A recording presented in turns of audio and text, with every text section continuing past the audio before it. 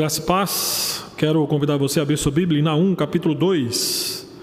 Nós seguimos na exposição de Naum, capítulo 2. Hoje nós estaremos seguindo do versículo 3 até o versículo de número 10. Naum, capítulo 2, versículos 3 a 10. O tema do sermão de hoje é o grande dia do juízo final. Chegamos numa parte em que o profeta Naum explicita como que Deus de fato vai derramar seu juízo, a sua ira sobre a nação assíria, especificamente sobre a sua capital Nínive. Deixa a sua Bíblia aberta, que no decorrer do sermão nós estaremos lendo as partes que apontam para aquilo que nós estaremos expondo durante o sermão. Então, peço a você que deixe aberto nessa passagem, Naum capítulo 2, versículos 3 a 10. Meus queridos, mesmo a morte sendo uma das certezas que nós temos na nossa caminhada nesta vida, é fato que milhares de pessoas são indiferentes para com ela, justamente por pensar que após a morte já não existe mais nada, que a morte é o último degrau que nós podemos alcançar nesta vida. E digo para os irmãos que pelas pessoas, de certa forma, não se atentarem assim para a morte, tratarem-a com indiferença, as pessoas acabam se esquecendo de uma outra certeza, a certeza de que um dia todos nós iremos nos encontrar com o Criador e Juiz de todas as coisas, a pessoa de Deus. Hebreus capítulo 9, versículo 27 nos afirma isso. Assim como aos homens está ordenado morrer apenas uma vez, vindo, depois disso, o juízo. A Bíblia nos mostra que Deus, de fato, decretou um dia em que Ele há de julgar o mundo. Um dia em que cada ser humano que já viveu e que apareceu na face da terra há de comparecer-se diante do tribunal do Senhor para ser julgado. Quando você lê, por exemplo, Romanos capítulo 14, versículos 10 a 12, 2 Coríntios capítulo 5, versículo 10, diz que todos havemos de comparecer ante o tribunal de Cristo. E o que a Bíblia nos fala sobre esse dia é que não haverá acordos judiciais no dia do juízo final, porque Deus naquele dia vai punir de forma irreversível todos os transgressores da sua lei. E biblicamente falando, queridos, todos os juízos menores, todos os juízos temporais apontam para o juízo final do Senhor. É como se fosse um prelúdio do grande dia em que o Senhor há de julgar toda a humanidade. E o juízo final, de certa forma, também é o fundamento do julgamento temporal que nós iremos expor nesta noite, que é da cidade de Nínive. Porque o Senhor, sendo o padrão moral do universo, como nós já expomos aqui no capítulo 1 de Naum, não inocenta o culpado. Mas Naum nos mostra que o Senhor julga o culpado por suas ações pecaminosas da mesma forma que Ele fez com a cidade de Nínive. Nesta passagem que nós iremos nessa noite nos ater, nós temos aqui a descrição da batalha através da qual Deus manifestou o seu juízo sobre a cidade de Nínive. No versículo 3 tem uma expressão que o profeta usa, que é no dia do seu aparelhamento. Aqui é uma referência ao dia do Senhor. Naum está dizendo, olha, a longanimidade do Senhor, aquilo que ele descreve no capítulo 1, aquilo que o Senhor durante muito tempo olhou para o povo ninivita, teve paciência, misericórdia para com a sua brutalidade. Naum diz, esse tempo acabou. E agora então, ele prepara os seus instrumentos para de fato derramar a sua ira sobre a cidade de Nínive, sobre a nação assíria. Por isso, de uma forma extremamente vívida, Naum retrata as ações divinas e ao mesmo tempo os seus efeitos no dia do julgamento final de Deus contra a cidade de Nínive. E entenda que é provável que Naum profetizou uns 20 anos antes disto aqui acontecer. Mas a descrição de Naum é como se de fato ele estivesse vivenciando o fato. E aí eu quero que você acompanhe comigo nos versículos 3 a 5, que aqui nós temos a primeira divisão do texto, que nos mostra que no dia do juízo final, Deus manifesta a sua ira. Versículos 3 a 5 diz, os escudos dos seus heróis são vermelhos, os homens valentes vestem escarlata, cintila o aço dos carros no dia do seu aparelhamento, e vibram as lanças. Os carros passam furiosamente pelas ruas e se cruzam velozes pelas praças. Parecem tochas, correm como relâmpago. Os nobres são chamados, mas tropeçam em seu caminho. Apressam-se para chegar ao muro e já encontraram o testudo inimigo armado. Do versículo 3 até o versículo de número 10, nós vamos ver que aqui Naum usa expressões poéticas para, de certa forma, falar sobre o poder de Deus no julgamento e destruição da cidade de Nínive. No versículo 3, descreve a aparência assustadora dos heróis. E aqui heróis é uma referência ao exército que Deus iria utilizar para, de fato, destruir Nínive. O profeta aqui fala da cor das roupas. O profeta fala do aparelhamento militar que esse exército iria utilizar. Você prestou bem atenção no texto, vai dizer que os trajes eram vermelhos. Segundo alguns historiadores, frequentemente os exércitos, principalmente o exército babilônico, que é aquele que Deus usa para punir, para, de certa forma, disciplinar e julgar o povo assírio, usava vermelho.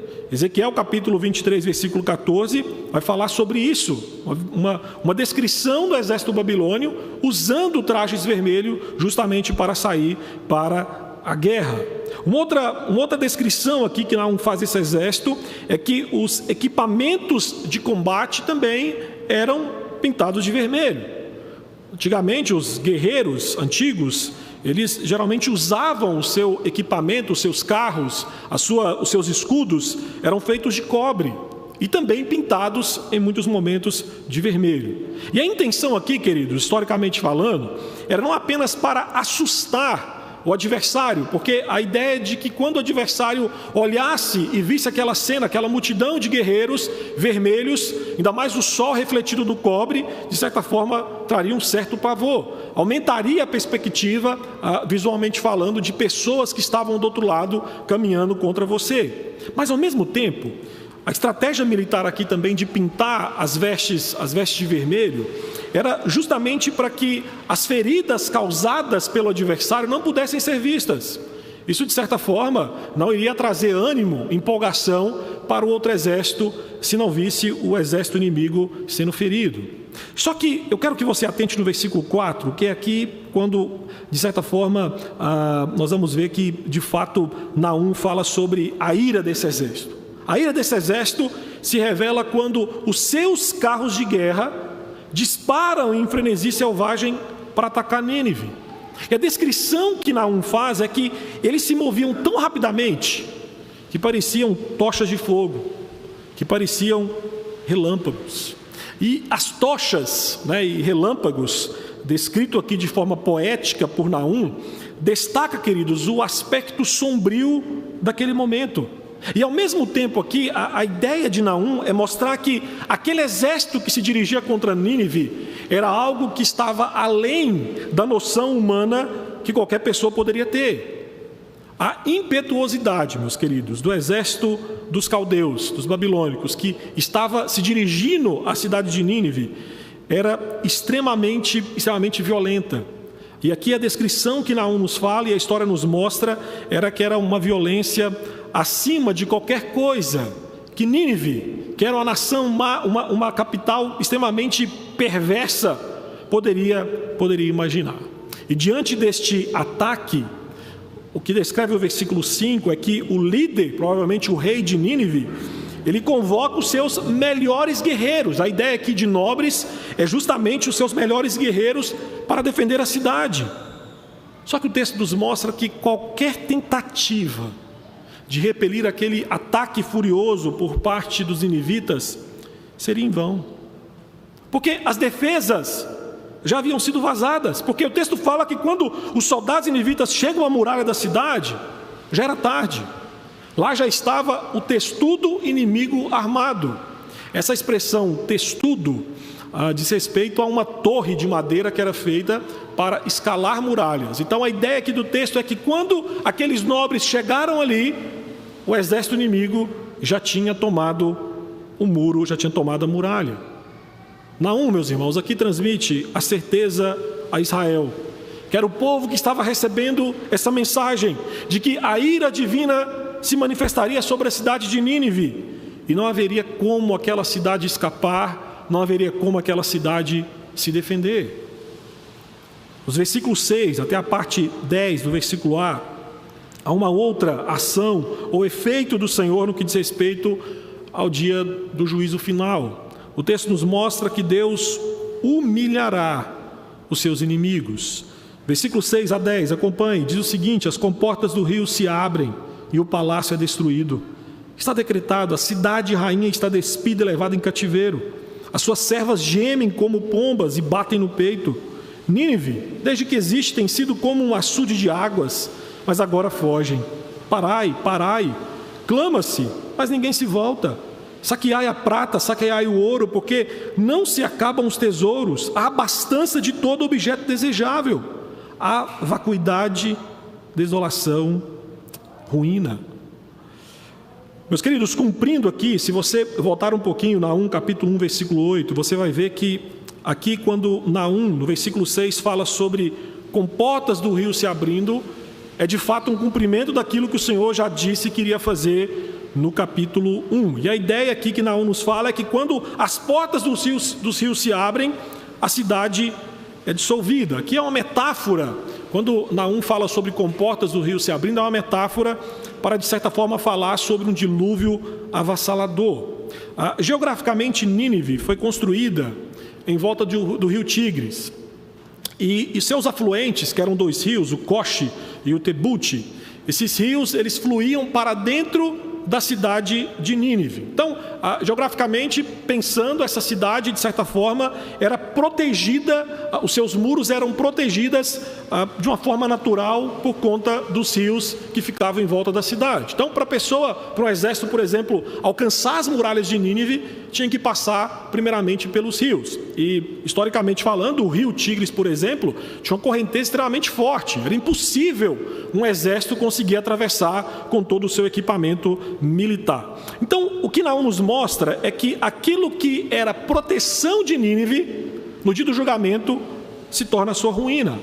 Há um historiador grego do século I, Deodoro Sículo, que descreveu a captura de Nínive. E ele escreve que essa captura aconteceu devido a uma inundação sem precedentes, que destruiu os muros da cidade, abrindo assim as portas para o inimigo. Esse historiador descreve que a noroeste da cidade de Nínive havia um portão que represava o rio Tigres. Então, o aumento repentino do rio por conta de chuvas fortes que aconteceram por dias seguidos naquela região, fez com que esse portão fosse derrubado.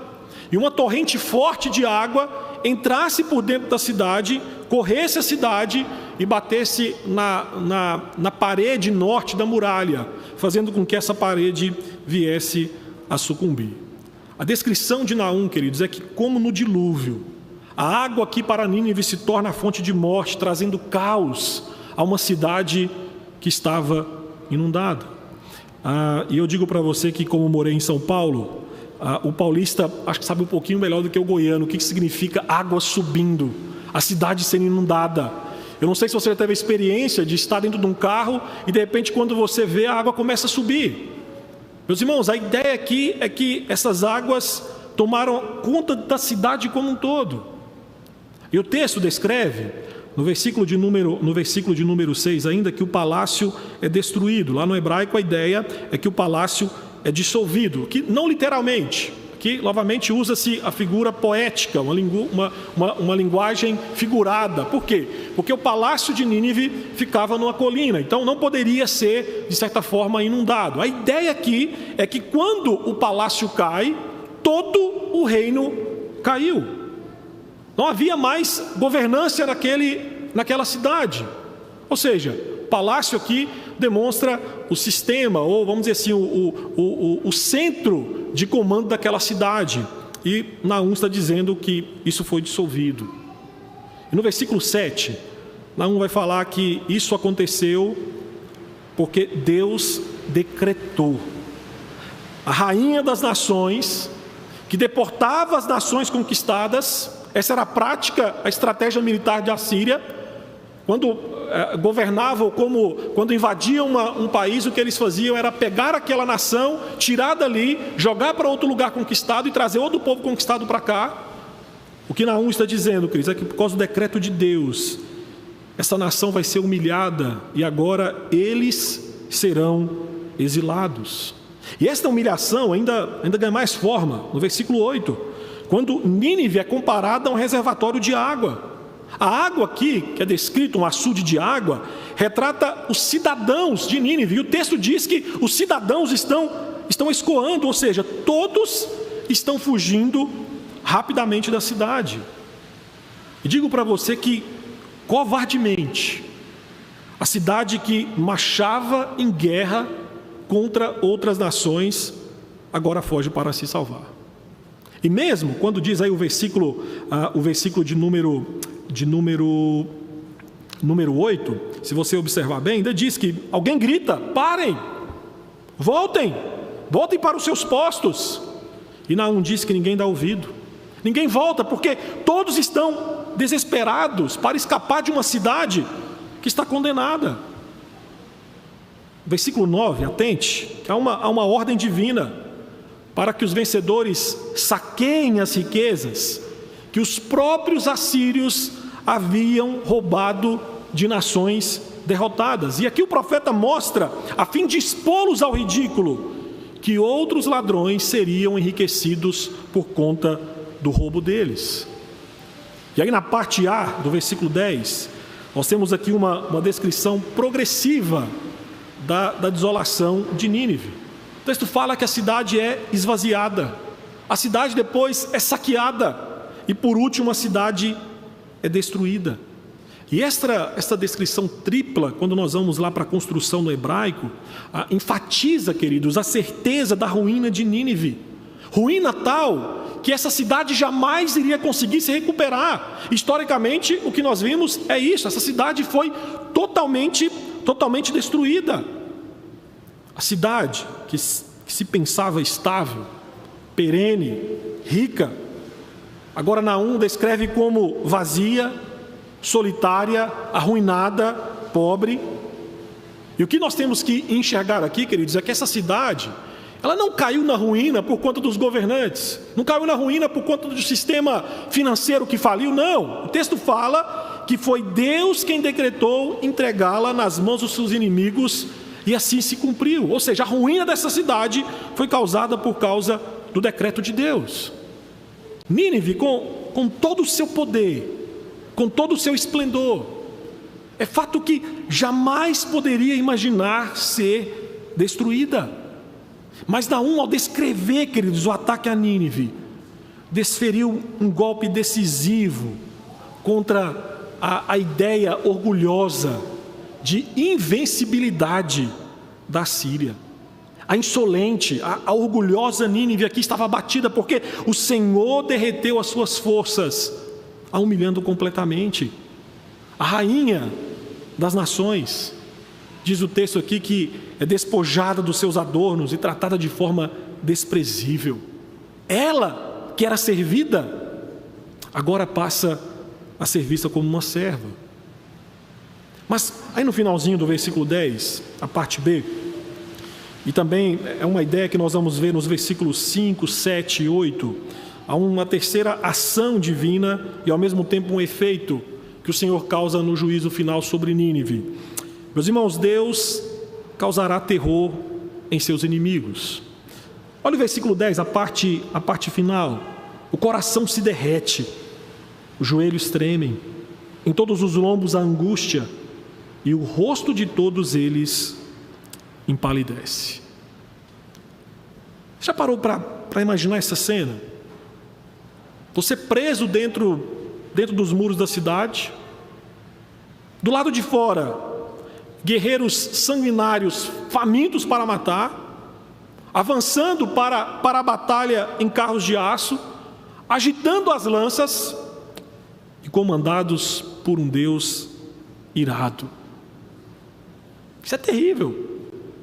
A descrição que Naum faz aqui é que esses carros zigue-zagueando em grande velocidade era parecido com tochas de fogo e raio. E não estava quieto. A ideia de Naum, olha, isso está chegando mais perto da população. Então, o efeito de todo o espetáculo descrito por Naum, principalmente nos versículos 3 e 4, foi planejado para causar terror no mais forte coração existente na cidade de Nínive.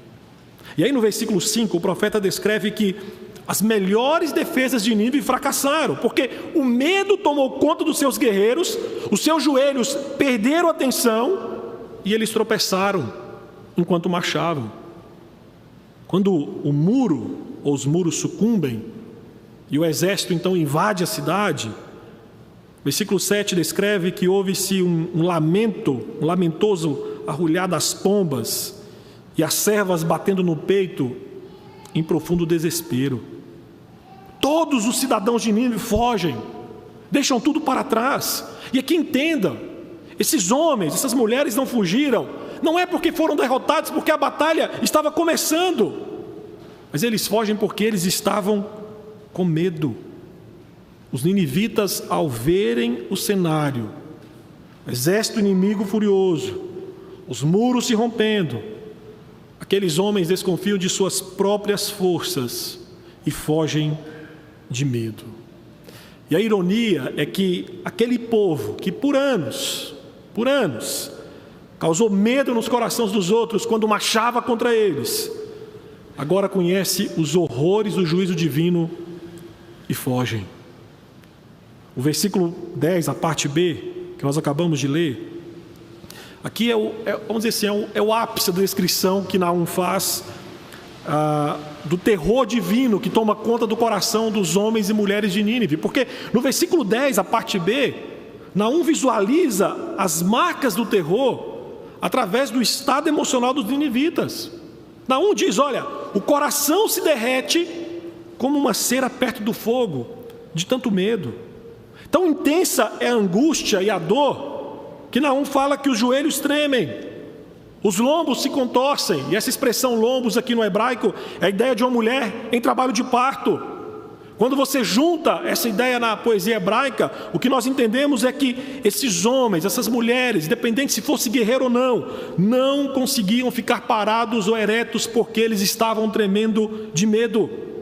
A aparência, meus irmãos, arrogante do passado, diz Naum no final agora do versículo 10, que está empalidecida de medo.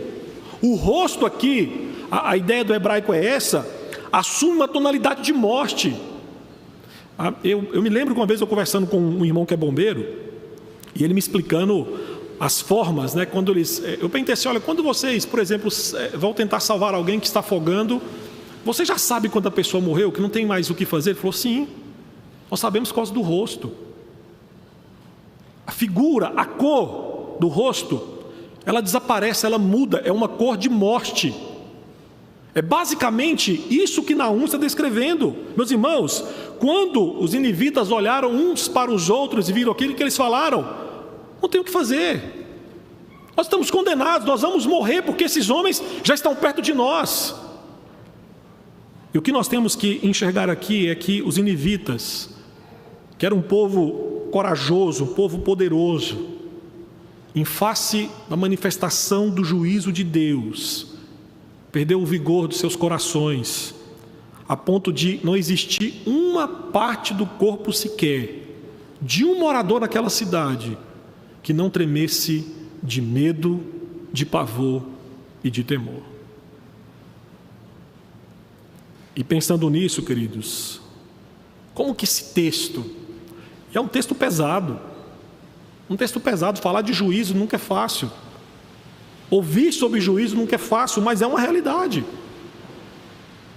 E eu quero pensar em algumas aplicações desse texto para nós, e eu quero, as aplicações, pensar sobre a ideia de que nós temos que acreditar em algumas coisas que esse texto nos leva a pensar. Primeiro, acredite, Deus logo tratará o mal deste mundo. Temos que relembrar que a mensagem do profeta Naum era sim de juízo para Nínive, mas ao mesmo tempo também era de consolo para o povo de Deus. Nós cantamos essa noite, Maranata, vem Senhor Jesus. Ou seja, para nós a volta de Cristo é consolo. Mas para quem não está em Cristo não é consolo. E digo para os irmãos que é provável que depois de muitos anos, aguardando Deus manifestar o seu juízo contra Nínive, a profecia de Naum, queridos, de certa forma revigorou a esperança do povo de Israel. Esse povo estava cansado de ver o mal dos ninivitas sem punição. Esse povo estava cansado de ver o mal. E eu não sei você, mas eu também estou cansado de ver o mal prosperar. Eu não sei você, mas eu estou cansado de esperar e ver o pecado não ser julgado. Meus irmãos, todas as vezes que eu vejo, por exemplo, práticas pecaminosas sendo defendidas, prática pecaminosa sendo, de certa forma, praticada por outras pessoas, ou até mesmo quando eu fracasso espiritualmente, eu sinto repulsa em meu ser. E confesso para os irmãos que essa repulsa, essa inquietação em nossa alma pelo pecado tem que ser existente no cristão. O cristão não pode olhar o mal existente no mundo e pensar que esse mal é normal. Não, meus queridos. Diga para os irmãos que nós temos que ficar inquietos por pensar que isso não deveria ser assim. Além disso, a nossa inquietude tem que ser por aquilo que nós cantamos hoje. Meus irmãos, todo esse mal, ele pode ser tratado logo, quando Jesus Cristo voltar. Quando Cristo voltar, o mal vai ser tratado, o pecado vai ser tratado, nós iremos desfrutar de uma vida redimida. Então, quando nós olhamos para o mal no mundo, nós temos que nos sentir inquietos e dizer, não era para ser assim, não precisa ser assim. David Livingstone orava constantemente, e creio que essa tem que ser nossa oração: Senhor, quando o Senhor irá cicatrizar a chaga do pecado deste mundo? Quando? Mas tristemente mesmo, eu digo que muitos de nós cristãos, e incrédulos também, se cansaram não de ver o pecado, mas se cansaram de esperar o cumprimento da promessa divina, que esse juízo vai acontecer. Eu lhe dou um exemplo. Albert Camus, por exemplo, filósofo existencialista francês, aconselhou: olha, não espere o juízo final, porque ele acontece todos os dias.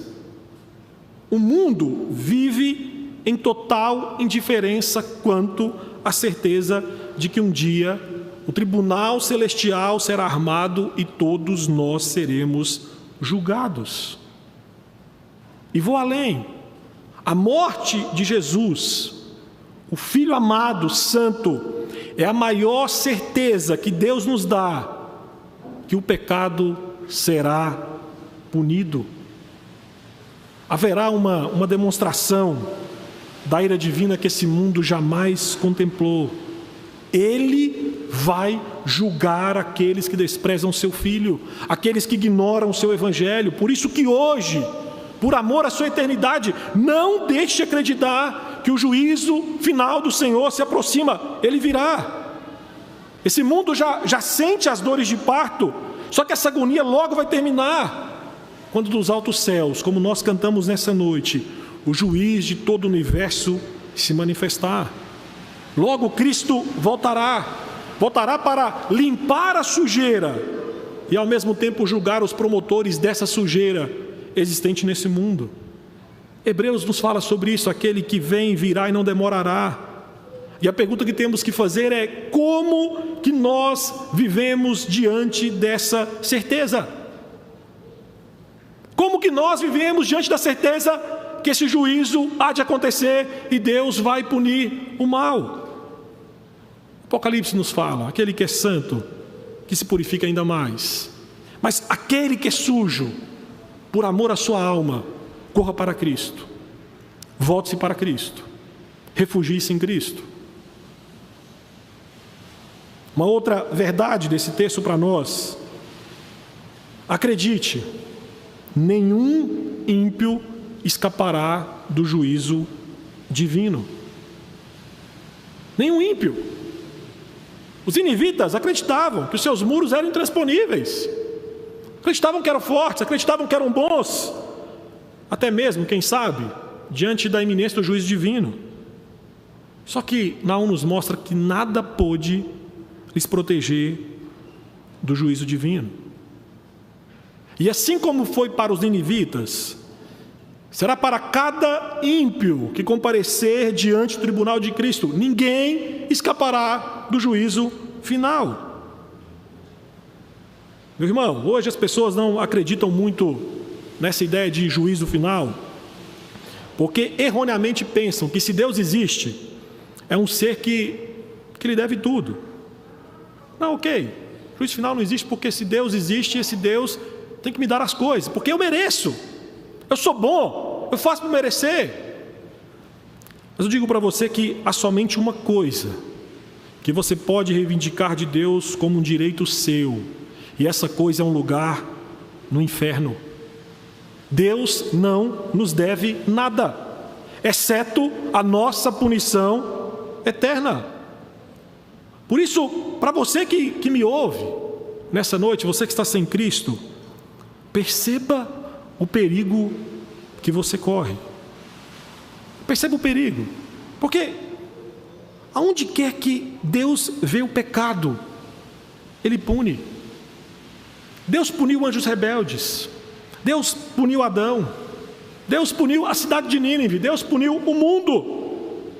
E quando Ele olhou para o seu Filho lá na cruz e viu os pecados dos eleitos jogados sobre Ele, Ele o julgou e Ele o puniu. Assim eu digo para você com temor no coração: não importa o que você faça, não importa onde você se esconda, não importa onde você se proteja, não importa quem você é, não importa o que você tem, no dia do juízo final, Deus irá te encontrar. Mas se você vier a Cristo, Ele manifestará a sua misericórdia em salvá-lo. Porém, se você não vier a Cristo, Deus manifestará a sua justiça em condená-lo. Por isso, perceba a alma sem Cristo. Perceba a alma sem Cristo. Que terrível situação é a sua. Você sem Cristo, você não serve o Filho de Deus. Você não serve o Evangelho. E o que é que você vai fazer no dia que Deus manifestar a sua ira julgadora? O que você vai fazer? Olha para o povo de Nínive. Não adiantou fugir. Naquele dia você não vai poder fazer mais nada pela sua alma. Mas hoje, você ainda pode fugir para Cristo.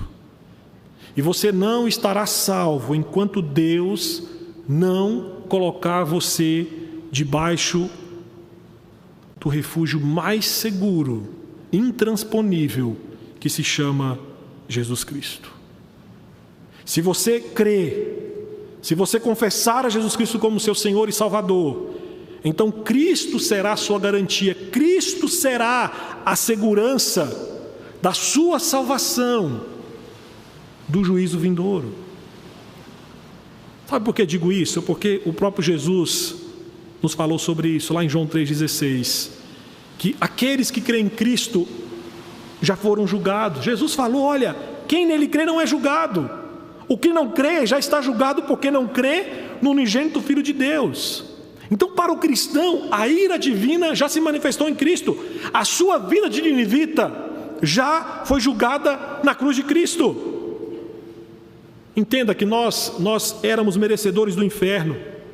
Estávamos sob a maldição e a ira decretadas pelo Pai, mas Cristo nos amou e disse: eu irei morrer por eles. Jesus, por amor, suportou a terrível tocha da ira de Deus e os relâmpagos infernais da justiça do Deus Pai, por aqueles que Ele amou. Tem uma pregação do pregador galês Robert Murray McCheyne, pregador do século XIX, em que parte do seu sermão ele falando sobre aquilo que Cristo fez por nós. Ele diz: olha, os pecadores estavam afundando nas escaldadoras chamas do fogo do inferno. Ele mergulhou nas chamas e nadou através dos terríveis vagalhões e juntou em seus seios que são seus. A espada da justiça estava em punho reluzente, pronta para nos destruir. Ele, o homem que era companheiro de Deus, expôs seu peito e deixou que o golpe caísse sobre ele. Nós estávamos expostos, nós estávamos postos como um alvo para as flechas da ira de Deus. Jesus veio entre nós e as flechas, e elas o feriram, atravessando de lado a lado todas as flechas que deveriam ferir-nos, cravaram-se nele. Ele, em sua própria pessoa, levou os nossos pecados sobre si, em seu corpo no madeiro. Essa é a segurança que nós temos. E acredite com toda a força da sua alma, que se você não estiver em Cristo Jesus, se você não estiver em Cristo Jesus, aquilo que pavoroso, de terror, de medo que Nínive sentiu, não se compara com aquilo que você há de sentir diante da presença de um Deus que é amor, mas que também é fogo consumidor. E a última verdade que quero compartilhar com os irmãos, e aqui eu finalizo, a última implicação: acredite, o dia do juízo final será um dia de extremo pavor. Será um dia terrível. Deus derramou a sua ira em Nínive. E a descrição de Naum é que a cidade foi dominada pelo medo, a ponto de soldados acostumados com guerras abandonarem tudo, fugirem. Por causa do juízo divino, o coração dos ninivitas, acostumado com a batalha, derreteu. Os joelhos tremeram, os lombos se contorciam, e o rosto tomou uma coloração de morte. Sabe quem disse algo terrível sobre isso? Jesus. Mateus 10, 28. Não temais os que matam o corpo e não podem matar a alma. Temei antes aquele que pode fazer perecer no inferno a alma e o corpo. Digo para os irmãos que este temor a Deus depende de como você enxerga a pessoa de Deus.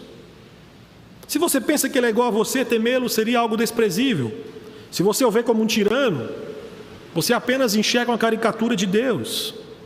Mas quando você entende que Deus é a fonte de toda a ordem moral do universo, que nos visita desde o jardim, sem aceitar as nossas desculpas, você passa então a entender que naquele grande dia todas as nossas máscaras cairão, e nós estaremos sem qualquer tipo de defesa diante do justo trono de Deus. No grande dia, no grande juízo divino, por causa da ira de Deus, o pecado que era delicioso terá um gosto repulsivo. E olha, eu confesso para os irmãos que acredito que uma das grandes tristezas naquele dia, que muitos irão sentir, é de lembrar quantas vezes esteve nesta casa de oração e ignorou Cristo. A tristeza de muitos vai ser pensar quantas vezes Cristo se revelou na providência diária e eles ignoraram. Entenda que Deus não acabará com o ser do ímpio. Não pense, como alguns acreditam que haverá aniquilação. Não, a Bíblia não fala sobre isso. A Bíblia fala que Deus vai acabar com o bem-estar do ímpio, com a sua felicidade. As almas não redimidas são almas infelizes. Dessa forma, se você não estiver em Cristo, não há nada entre você e o choro, não há nada entre você e o gemido, não há nada entre você e o ranger de dentes, não há nada entre você e a palidez do seu rosto, não há nada entre você e o coração derretido. Aqueles que não querem louvar e se alegrar com Cristo agora, logo vão gemer, logo vão chorar, logo vão ranger os dentes, por causa da separação eterna de Deus. Mas para você que está em Cristo, meu conselho para você é: admire o amor de Jesus por você. Ele submergiu em meio a um exército vermelho irado para lhes resgatar.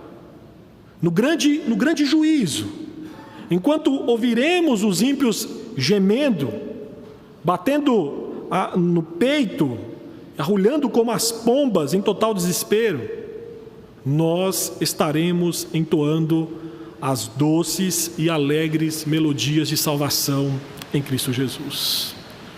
Há um texto da Bíblia que fala que o amor perfeito lança fora o medo. E quero terminar esse sermão dizendo para o irmão que esse medo do juízo vindouro só é lançado para fora da nossa alma se confessarmos a Cristo Jesus como nosso Senhor e como nosso Salvador. Curva sua cabeça, por alguns instantes oremos ao Senhor. Diante de uma mensagem como essa, reflita como está a sua vida com Deus. Caso você ainda não entregou o seu coração a Cristo Jesus, faça. Corra para Ele. Peça que Ele tenha misericórdia da sua vida e que o salve da ira vindoura que está próxima. Curva sua cabeça por alguns instantes, oremos ao Senhor.